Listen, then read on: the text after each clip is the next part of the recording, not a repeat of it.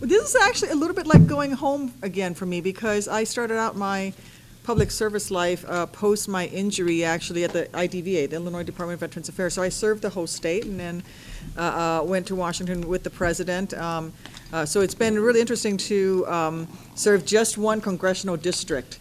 And it's been a lot of fun getting back out on the road during the Senate campaign, because I'm reestablishing all of my old contacts and seeing folks all across the state. And for me, it was just a desire to take the work that I've done at the House level and bring it to the Senate. The work, there are a few things that I've grown to be very passionate about coming out of my service in the House. One is I truly believe that Illinois is uniquely positioned to be in a manufacturing renaissance.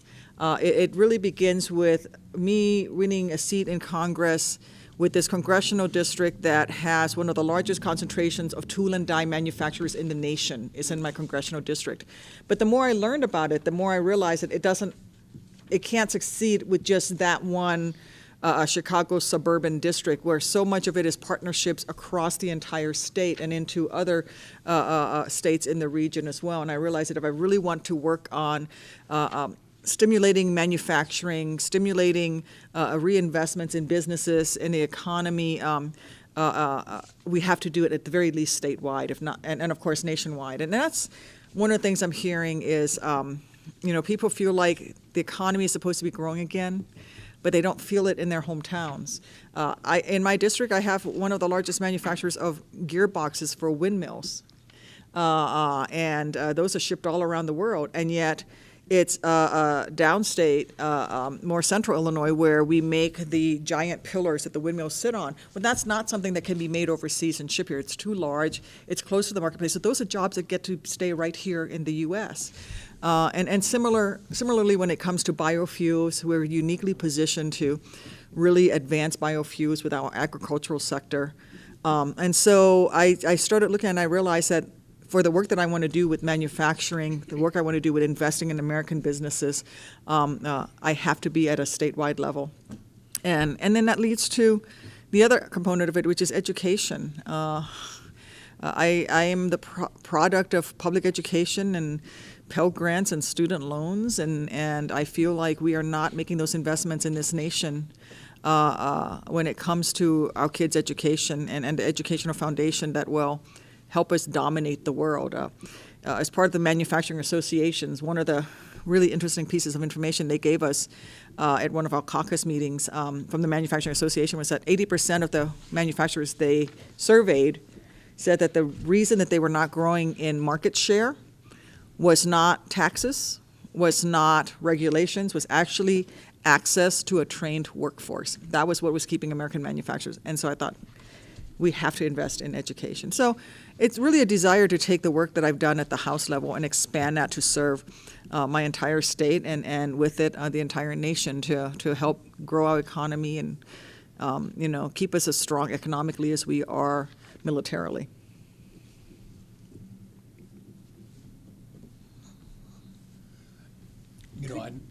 Go ahead. I understand there's been some attention to bringing manufacturing back. Mm-hmm. Saw some numbers the other day, and they just happen to kind of work together, so that's the only reason I can remember. 83,000 steel workers in America, Mm-hmm. but there are 820,000 home health aides who are not paid across the board, Mm-hmm. don't have benefits, other kind of things. And I guess the issue gets to be, it's one thing to even think about wildly bringing steel manufacturing back to this country, but what do we do to help that significantly larger portion of the workforce? Mm-hmm. Well, this is something I'm actually, specifically when it comes to home health aid, this is something I'm actively working on in the House. I sit on Oversight and Government Reform Committee, and one of the things that we look at is CMS, the federal CMS, which actually puts out the schedule for Medicare and Medicaid reimbursements and what they will pay for and what people are eligible for. And it is the interpretations within that which sets the standard, and then insurance companies oftentimes just follow along that. So if Medicare and Medicaid says that you can only get a home health care worker for a certain amount of time, then insurance companies fall alongside of that and won't pay for anything more. And so one of the things that we need to look at is a way to calculate costs between short-term costs and long-term costs. For example, some of the decisions being made at CMS on Medicare and Medicaid is purely short-term budgetary year-to-year costs. What is our budget to pay for reimbursements for home health care aides for this year? What is the budgetary cost annually for paying caretakers who are part of the family members but may not be professionally trained home health care aide, but bring down the cost because they well, they just look at it year to year, but they don't look at the long-term costs of if you take that away, then you must institutionalize individuals who could be in their own homes, being cared for at home, but because they look at it in an annual budget line item by line item, they're not looking at what the cost is going to be to Medicare or Medicaid long-term overall if you get people into a situation where they can't be kept in their homes and they end up in an institutional setting.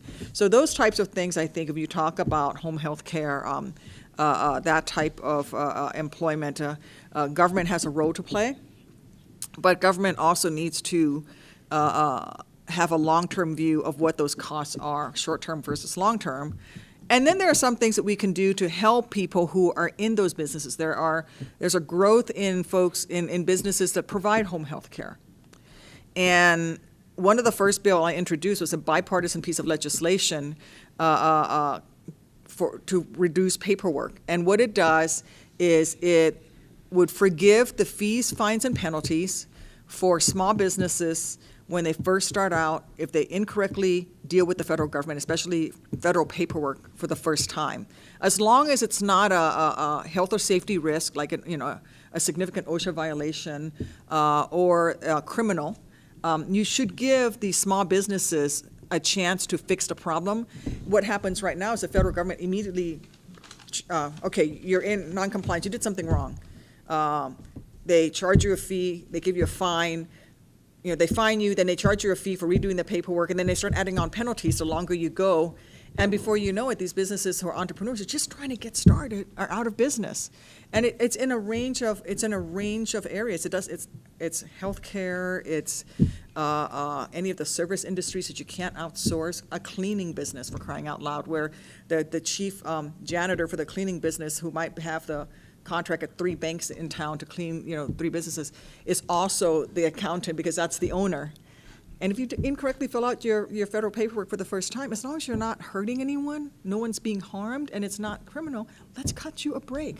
So that was actually one of the very first pieces of legislation I introduced, and I think that'll address this issue of, we talk about manufacturing and tax reform and all of that, but there are other things that you can do that are more common sense and that can get passed in a very bipartisan way.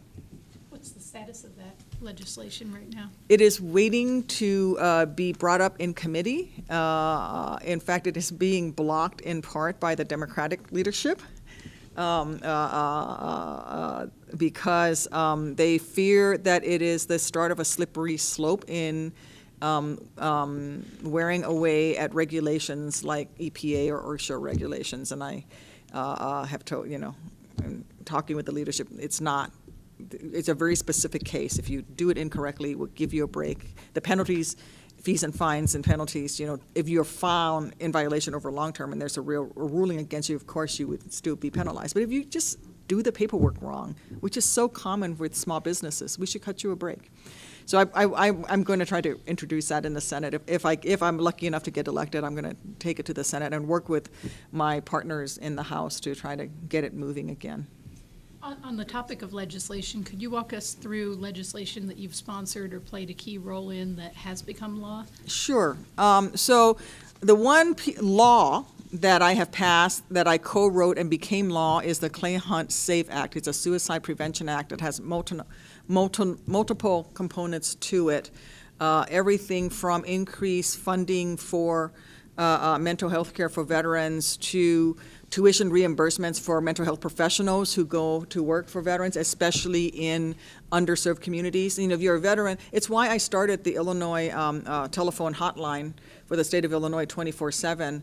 I came on board in Illinois in 2007, 2008. That was right in the middle of the surge and some of the worst battles in Iraq and Afghanistan. We were flooded. If you remember, we were flooded with troops coming home. And if you were in Chicago, you could go find a health care professional. But if you were downstate, you might not be able to get through to anyone. And so we made sure that we made that hotline available 24/7 immediately so that everyone could get the help that they needed. And it was 24/7 before the federal VA even went 24/7.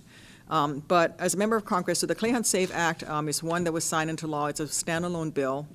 My first year in the House, in the NDAA, which is the National Defense Authorization Act, I introduced an amendment that the Republican chairman was kind enough to protect for me, and it went through that had to do with recovering about $1 billion in unused spare parts. There's a vehicle called the Stryker military vehicle. It's an armored vehicle that we used a lot in Iraq, not in Afghanistan, because of the mountainous terrain. And when we stopped using it in Iraq and when we drew out of Iraq, we never canceled the spare parts contract. So these spare parts just kept getting shipped. And the Inspector General finally found out about it because the Army requisitioned money to build another warehouse. And so I went to the Republican chairman. I said, this is ridiculous. How about, here's my proposal. We cut funding for this entire vehicle program, which we still use, until the Army comes back with a plan for how to recover $973 million, just under $1 billion. And he was kind enough, because, that's common sense. Let's write that then. We'll put it under the chairman's markup. It will pass. No one will vote against it. And within 3 months, the Army came back with a plan and has now recouped the $973 billion. So sale to foreign military sales to countries like Australia that use the vehicle, Canada, New Zealand, other nations that use it.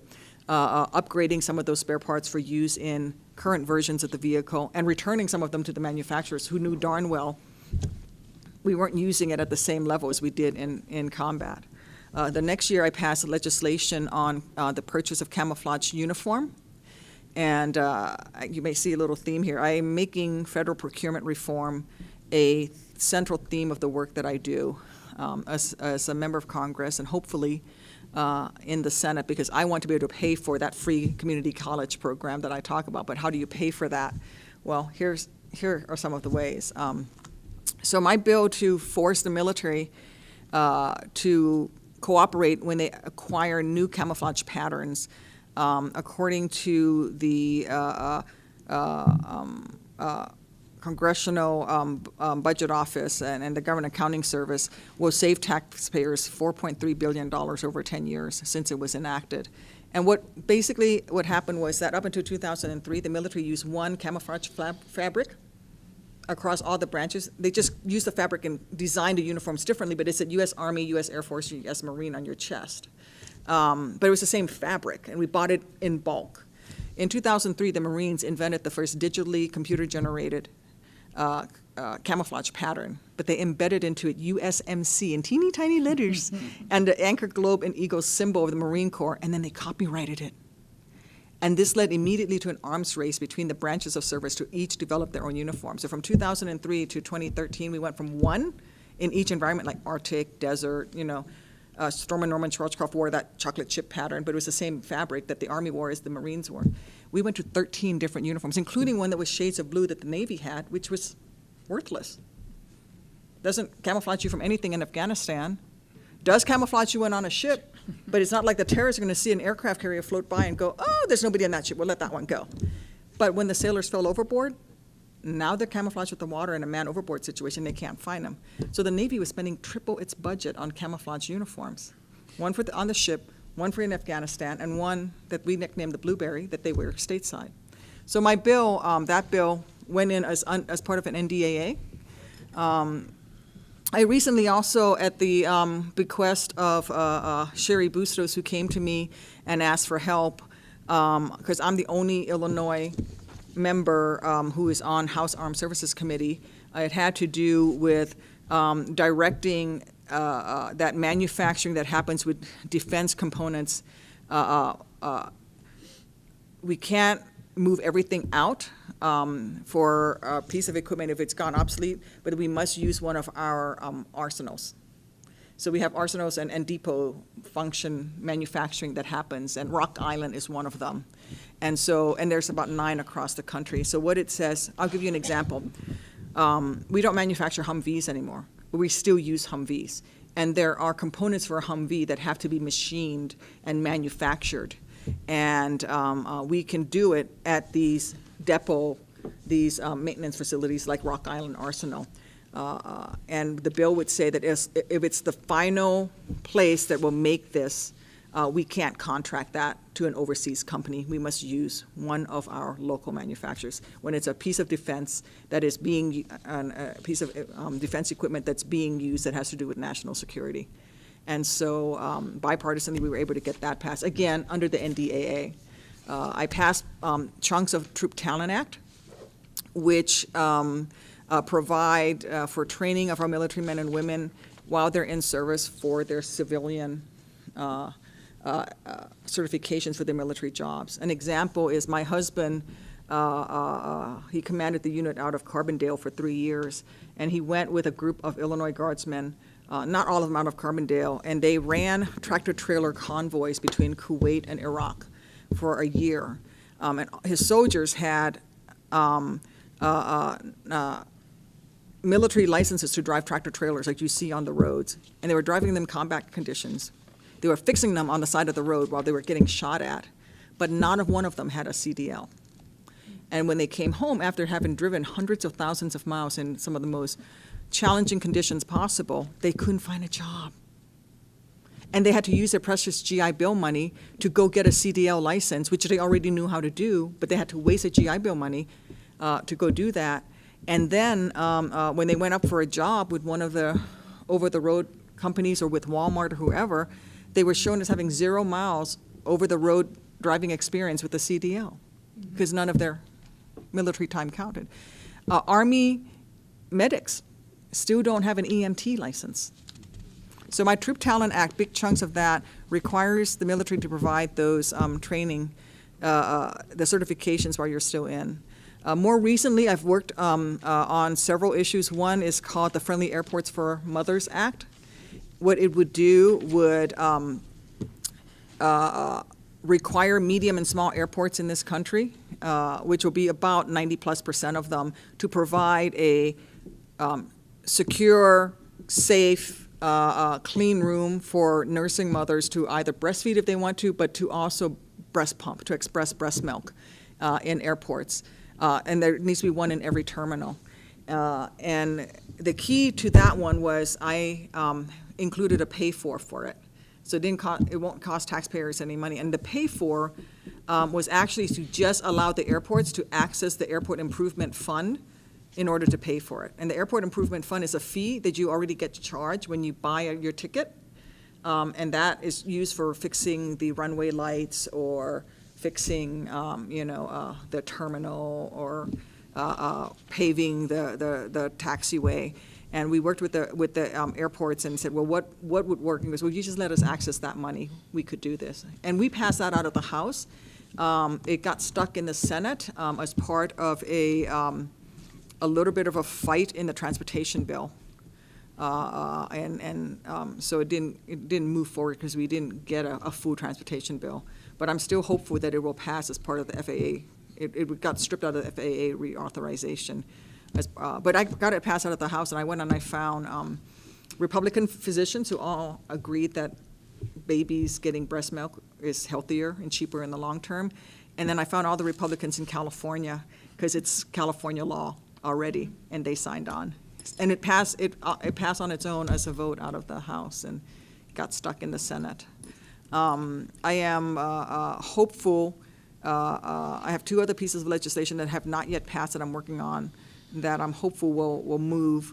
One has to do with FOIAs. And it was one of the first pieces of legislation I introduced. And it basically says that if the government receives a FOIA request, they must respond within 3 months with why they're not responding to your FOIA request, and they must return your FOIA fee, or if eventually when it's denied, they have to return the FOIA fee with interest. Because I was hearing from people that they were putting in FOIA requests to government, and it could be 2 years before they hear back, and that's ridiculous. And I've introduced with the Republican, one that has passed as parts of the PRIME Act that I co-sponsored with Peter Roskam that has to go with eliminating waste and fraud in Medicare. Medicare, I did a senior citizen financial literacy event, and the Medicare rep came and in front of everybody said, well, we know that 10% of all Medicare payments are for waste or fraudulent claims, but we get so many of them, so we just pay them all. And we know that 90% of them are accurate, but 10% of them we know are waste and fraud. And I said, okay, I get the paying because you know that 90% are accurate and you want to take care of people, but what are you doing to recover the 10%? Oh, there's nothing, just inspectors every so often. And I said, how much is that? $60 billion a year. Medicare wastes in known fraudulent, they know are fraudulent or wasteful claims. And so I co-sponsored the PRIME Act with Peter Roskam. I just did my PhD dissertation on electronic medical records. I surveyed Illinois physicians statewide on their use of electronic medical records. And what the PRIME Act does, it uses the electronic medical records to trigger a review of payments automatically, and it's constantly doing it. I'll give you an example. I have a constituent, I had a constituent who was in his 80s. He came to me very early on, right after I was elected. He was just furious. And I said, what's going on? Well, it turns out the man is a retired accountant. His wife had a hip replacement surgery. Medicare paid for it. 4 months later, that hip joint failed, and she had to have another hip replacement surgery. And he was furious, not because she had to have the replacement. It was just a bad joint, and she got a new surgery, and she was fine. But he got another explanation of benefits statement from Medicare that showed that Medicare paid for paid for everything in the second operation, including the hip joint. And he went to his doctor and said, are you going to get a refund for that defective first hip joint? And the doctor said, too much paperwork. Too much paperwork. Medicare, what do you care, sir? Medicare paid for it. Doesn't cost you anything. It's fine. And he sat down and did the paperwork, and it took him almost a year, but he got the reimbursement from the manufacturer, and it went into Medicare, so he never got anything from it. But he was thinking, he's like, this is my money. I'm a taxpayer, and this doctor just blew it off because Medicare, and that's the waste part. $60 billion a year. Imagine what we could do in Illinois. If every 50 days we got $1 billion, I mean, if every 50 weeks we got $1 billion, there's a lot we can do. So those are some of the things I've done in the House. I have other pieces of the legislation going, but I've introduced the INDA-RED Act, which would work towards providing free college education for community college students that earn it, that would pay for free technical training program, going back to the manufacturers who say they need trained workforce. I'll give you an example. We have now put up more windmills in Illinois than we can maintain, and a job as a windmill maintenance operator is about a $50,000 a year job. It is a 1-year certificate program, and we don't have enough applicants for it. But if you're out of job, where are you going to find the money to pay for a 1-year program in order to get that $50,000 a year job? So for that, and it would allow students to refinance student loan debt. That is a zero cost to taxpayers, because refinancing student loan debt, if we don't let them do it, it's just a giveaway to big banks. It would also make investments in creating more Pell Grants, including Pell Grants in the summertime, making Pell Grants more available. There is not a single community college in this state that costs more than the maximum Pell Grant allotment available. And we would pay for that by closing the corporate,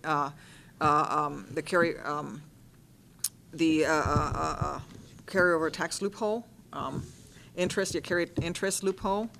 We would pay for that by putting in the Buffett rule.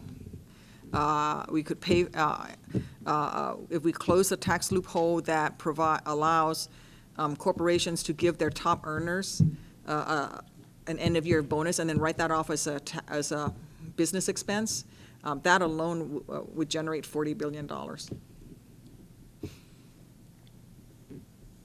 over the course of a 10-year, I mean, not in 1 year, but yeah, over the course of a 10-year time period. So some of the stuff we're working on, and I'd love to take to the Senate. If the Republicans are still in control of the Senate on November 9th, Mm-hmm. tell us how you'd be an effective freshman senator for Illinois in the minority party. Well, I think I've been an effective freshman congresswoman for my district, even though I was in a minority party, because I've made alliances, I've made partnerships. There may be one or two of my bills that I've introduced that did not have a Republican co-sponsor, but I've made it a point to make sure that I've had a Republican co-sponsor for everything. And it's really by working across the aisle that we're going to get there. My camouflage uniform bill, one of the ways that it passed was that Brad Weintraub, who's a Republican from Ohio, he's an Army doctor, and he was a chief surgeon at Abu Ghraib and in Baghdad. And when I went to talk to him about this, and I went to talk to him just about the waste it was, he actually said that in his emergency room, he would see soldiers come through who were wearing the Army's pattern, but they had been assigned to a Marine Corps base, and so the body armor was covered in the Marine Corps pattern, and they were getting shot around the armholes and around the neck holes, because the snipers could see where the body armor was. And so he stood up in committee and spoke on my behalf, and we got the Republican votes. I was able to block some really bad language that would have allowed payday lending targeting of military families, and I did that by finding a Republican who was a former Green Beret, and he stood up and spoke up on it, and we got that passed. My FOIA Act that I mentioned, my small business paperwork reduction act, both of those are Republican co-sponsors. I told you about the Friendly Airports for Mothers Act that passed with Republican votes. So I think I can do it. I think I'll do what I do in the House, which is I find folks that I can work with and, be open-minded about what they need and what they need in terms of a compromise for the bill, and we'll work together. I represent in my congressional district, 60% of it was Henry Hyde's old territory and 20% was Denny Hastert's old territory. After redistricting, that's what I got. So it's not exactly a hotbed of liberalism. But you got to work together. And if I can work with Peter Roscom to pass the parts of the Prime Act, I can work with, he and I, if we can come together on that, any two people can work together.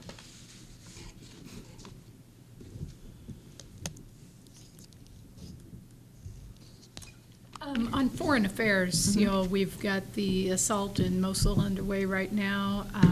Syria, very much still an issue on the table.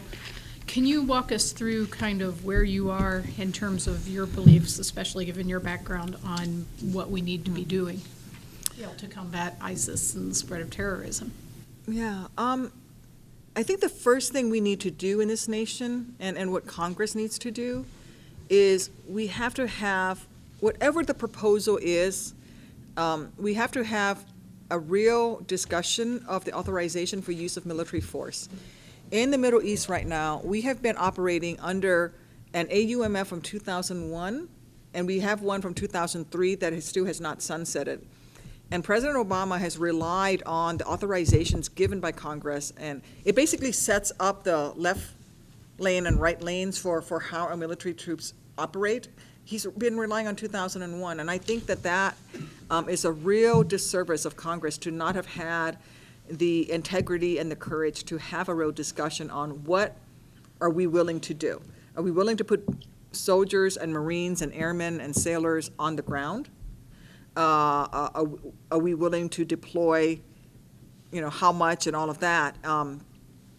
Because if we don't have that discussion, then we have these secretive, cloaked operations that really mislead the American public as to what we're going to do. So if you say, for example, establish a no-fly zone. In theory, that makes sense. I support, for example, sanctuary cities to protect the civilian population, enforce with a bipartisan group. We can't be the lead in it, but work with our allies and force them to step up. Saudi Arabia, Qatar, Kuwait, the Turks, forcing our allies to step up. And it would require a compromise and agreement with Russia, for example. We couldn't do it without the Russians also agreeing to the sanctuary cities to provide protection for civilian populations. But we're going to do that, then the American people need to know what commitment of U.S. forces we are talking about. I opposed the president's idea of arming the Syrian rebels when he came up with it because it was too late. And I also opposed it because as it was presented to Congress and to the American people, it was not the whole story. They came forward, the White House did, and said, we want to spend $500 million to arm Syrian rebels with American-made weapons after we've trained them in Kuwait for 3 weeks. So we're going to take these people that you don't know who they are. You're going to give them 3 weeks' worth of training, and then you're going to give them American-made weapons. You're going to send them back into the fight and hope that they keep fighting on your side. Well, they only trained 40-plus fighters, and none of those are still fighting, and those weapons, a lot of them are in the hands of ISIS.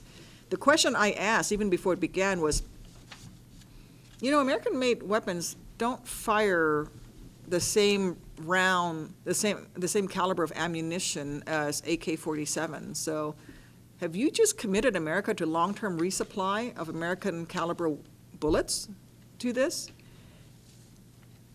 And they hem and they hawed and like, well, our allies, NATO, da-da-da. Yes, the answer was yes. And yet that never was brought up with the American people, so I opposed it.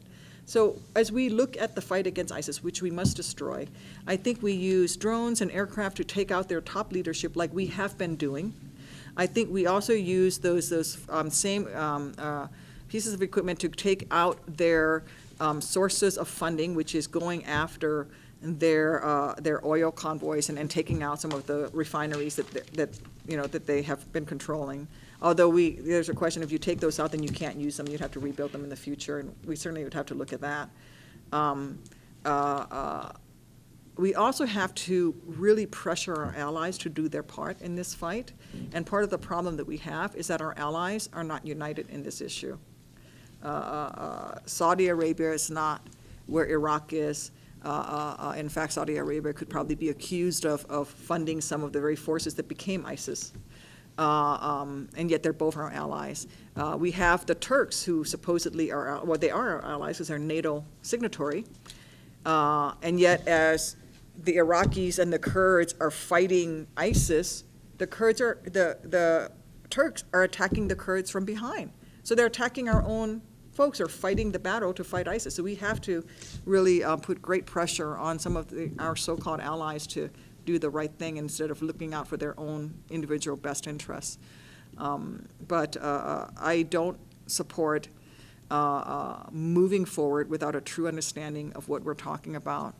It's why I think I can be a helpful voice in the Senate, having been a logistics officer. In fact, when I was the battalion logistics officer in Peoria, I was in charge of the largest transportation of military equipment by barge down the Mississippi River since the Civil War, and I know how tough it was to do logistics for a battalion, let alone the size of some of these operations. And when that comes with troops on the ground, U.S. commitments, all sorts of stuff, and if we're going to do that, we need to have a discussion because the American people deserve to know.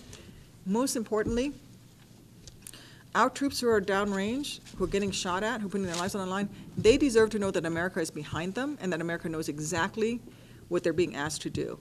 And that's not the case right now. We have many young men and women in harm's way right now facing the enemy when Americans at home don't even know we had a soldier killed in Afghanistan just within the last 2 weeks. That's wrong. That's a disservice to our troops. What are your thoughts on the Trans-Pacific Partnership? Mixed. I think it's very good for agriculture. I think it has great potential.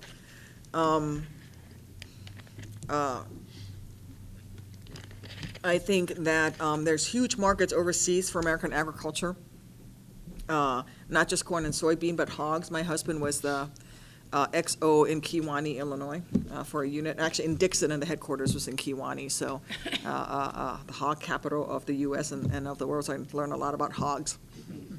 Went to watched a hog queen being crowned and all sorts of great stuff. I think it's good for American agriculture. It has the potential to be good for American manufacturing, but I am opposed to it for a couple of very specific reasons. Because I think these couple of things keep it from being beneficial to America overall. One of the issues is the advisory nature of the language on currency manipulation as opposed to regulatory. The TPP right now says partner nations should not engage in currency manipulation, as opposed to the stronger language of shall not with penalties attached. The last time we had a trading partner that significantly participated through a trade program in currency manipulation was Japan, and it wiped out about 30% of the U.S. tool and die manufacturing industry, and we really saw that in my congressional district. Those are small and medium companies that never came back, just wiped them out. It wasn't through fair competition, it was through currency manipulation. The Chinese are doing the same thing with steel. They're dumping steel in this country. They're dumping it for cheaper than they can make it. It's why the steel mill in Granite City went out of work, out of business, not because the steel was inferior, not because there was not a market for it, because the Chinese are selling it for cheaper than it costs them to make it, because they're trying to get rid of the steel that they used to put into their developments, which they're not growing as fast in terms of real estate, so they're dumping it here. So that was, for me, probably the biggest portion of why I couldn't support TPP was the currency manipulation language. And then the other is the country of origin labeling language in it. I asked for and got about 5 different secured briefings from the negotiators, and I said, tell me about country of origin labeling. And what this deals with is how much of a product must be made in a partner nation before it can be labeled made in that partner nation. I'll give you an example. The wheelchair that I'm sitting in right now, a Thai light wheelchair, there are competitors to it in China who've copied the design. This company is based in Belleville. And they were bought by a company, and so how much of this wheelchair must be made in Vietnam before it's labeled product of Vietnam and it can come in here and freely compete with our Belleville, our wheelchair manufacturers, this wheelchair? Is it 100%? Is it 50%? Because what the Chinese do is they build things, they ship them to a partner nation, they just assemble it there. None of the pieces are actually made there. It just gets assembled. So it would be like this wheelchair. The back is the wheels, the struts are all made in China, and then it gets shipped and it gets assembled, and it gets a made in Malaysia or made in Vietnam sticker, and then it comes in here. And I asked the White House, what are you negotiating to? What standards? Is it 40% must be made, 50%? Is it 60% must be made in a partner nation before it can legally be called that, and then it gets to, they would never tell me. They actually kept that secret from the members of Congress. And I said, if you would just tell me, I would be able to make up my mind, and they would never. And now I know why, because since they have put the agreement out, in some industries it's over 60%. And that's a problem.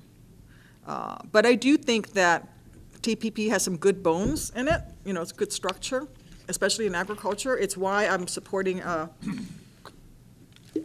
normalizations of relations with Cuba.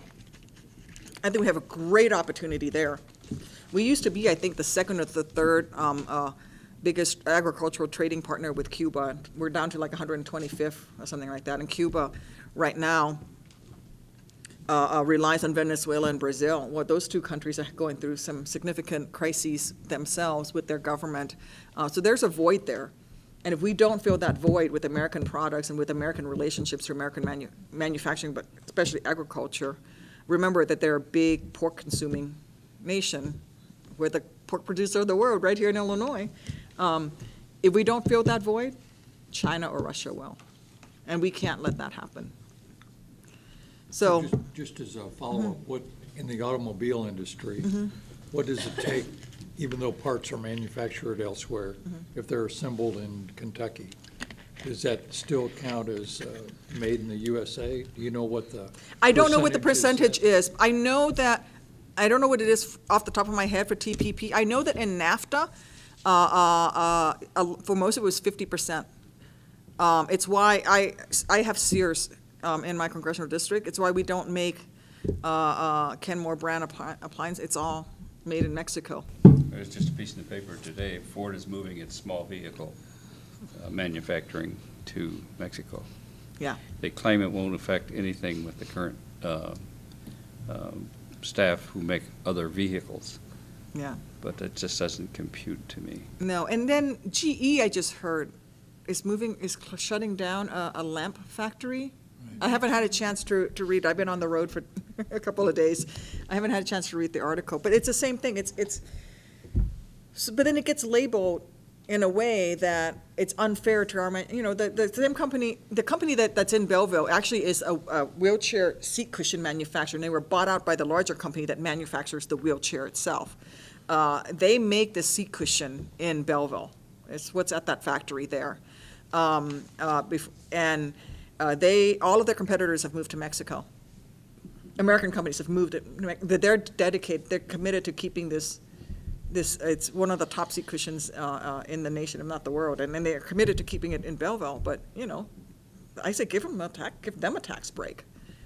Good for them, give them some tax credits and tax breaks. But they have to compete against a similar company that has now moved to Mexico, and it's going to be labeled made, and it's going to come in through free, and it's really a disservice to fair trade, right? I understand the idea behind free trade, but we got to make safeguards in there so that it's fair. So, follow up to that. Are you proposing giving tax breaks to companies that keep their business here versus going Yes. overseas? Yes, and also I support, when it comes to comprehensive tax reform, I fully support lowering the tax rates for companies that repatriate dollars back to the U.S. I would rather, I don't know what the estimate is for how many billions of dollars are parked, corporate dollars are parked in Europe, for example. Let's just, let's say it's $10 billion, right? I would rather have 15% of $10 billion than 35% of $0, right? And I also think that if we're going to do tax reform, I fully support lowering the tax rate from the 30+%, but we need to do that for small and medium businesses as well, because they're the ones most likely to be paying near the 30% range. I was talking, I was in St. Louis catching a flight home because I'd been down in Belleville and Granite City and all that, and I was talking to a couple, and they started talking because he was a Vietnam vet and he had a son who was in service, and they're from just across the river from Hannibal in Illinois, and they run a cleaning company. That's why I was talking about banks. He said he's got a cleaning company that cleans a couple of banks, and it's, good living, employs about 4 employees. And I said, what kind of tax rate do you pay? He goes, about 28%. Oh my God, let's lower his tax rate. He's keeping jobs right here. I'm fine with lowering tax rates for the top companies, but let's lower it for him. He said, if you had a lower tax rate, what could you afford? Health insurance for my employees. It's crazy that we don't make those types of investments. It's common sense. And so there's compromise here, I guess is what I'm saying. There's compromise here. I'm on board. I will work with my colleagues from across the aisle who want to lower tax rates for top corporations. Fine. Here's what I need. I need you to lower the tax rates for the small and medium businesses as well. I need you to understand that if we have these trade agreements, we have to have regulatory language for currency manipulation. We need to make sure that we find tax credits to support businesses that keep jobs here. You want to allow companies to invert and send and buy 20% of a company in Ireland and say you're now an Irish company? why would you not support putting a tax break for that guy with the 4 employees? Or Rojo wheelchair seat cushions?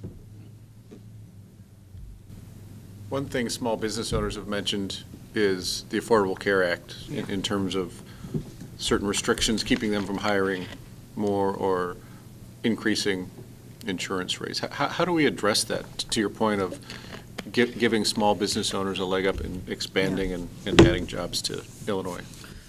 Well, I don't think I need to go over the litany of the good stuff that came out of ACA. I think you've heard that, right? The students can stay on health insurance until 26, pre-existing conditions, women don't pay more. All of those things are good. But I also voted to eliminate the medical device tax. I talked to the Illinois Hospital Association, and they said that the medical device tax was going to force them to pass that cost onto their patients and raise the rates on their patients. I voted to delay the employer mandate, especially for small employers.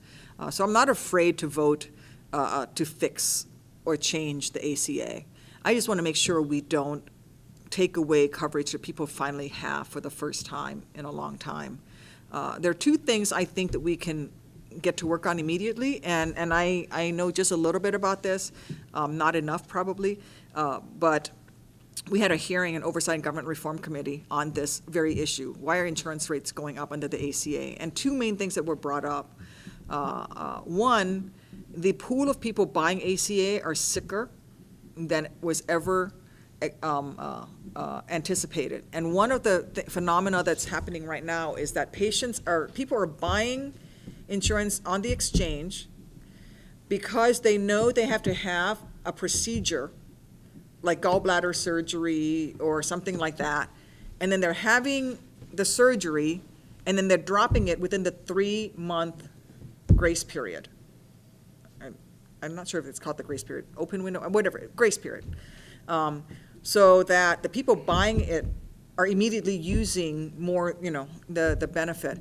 And one of the suggestions that was made that we could work towards fixing ACA and improving it was if you buy on the exchange and you have a procedure done in that time period, then you must keep it for the rest of the year. And that would spread out the cost over the year. So that's one thing. The other thing is a little bit of a state-by-state issue. I'm not quite sure how we tackle it because I'm just learning about this. And Illinois is one of the states where this is happening. In some states, the state insurance agencies, department, have regulatory power to decline a proposed increase in insurance rates when the insurance companies on the exchange report it to the agency. So right now, if you're a provider on the exchange and you want to raise your premiums, you have to tell your state regulator that I'm going to do that. You have to notify. I don't remember how many, I want to say 18, I could be wrong. It's been about a month since we had the hearing. In a number of states, the state agency has the regulatory power to review that proposed hike and say, you know what, you have not justified that hike. We're going to only approve 50% of it or 75% of it or whatever that is. But if you prove it, then you get it. Illinois is one of the states where all they have to do is just notify, and then after a time period, they just go ahead and increase it, and the state agency does not do it. I don't know whether it doesn't have the regulatory power or whether under this administration it chooses to just not do anything. So that's another way that we can look at it. If we can just I think that the rates would go down if we can fix some of these problems. You've been pretty close to Senator Durbin throughout your career. Are there areas in which the 2 of you disagree? And if so, what are they? I think we've cast votes on different ends of the spectrum on a number of things. I don't know where I think he probably voted yes on the arming of the Syrian rebels. Look, he and I have a relationship that was a personal one because he was the one who found me in the hospital. And when I was laying in my hospital bed and my fellow soldiers and Marines were hurting and needing of help, I called him and he answered. And he became the unofficial ombudsman for Walter Reed, for all of us. And that's where the relationship began. And so I feel warmly towards him. There are a number of places, we can probably get you a list if you want, but it has a lot to do with issues such as arming of the Syrian rebels, some of the national security issues. There are some ACA issues where I voted to repeal the medical device tax. He didn't. That sort of thing. I've not been shy about a voting record that's not always along party lines. I have a lot of party line votes because when you're in a minority and you're a freshman, a lot of those votes is just messaging votes.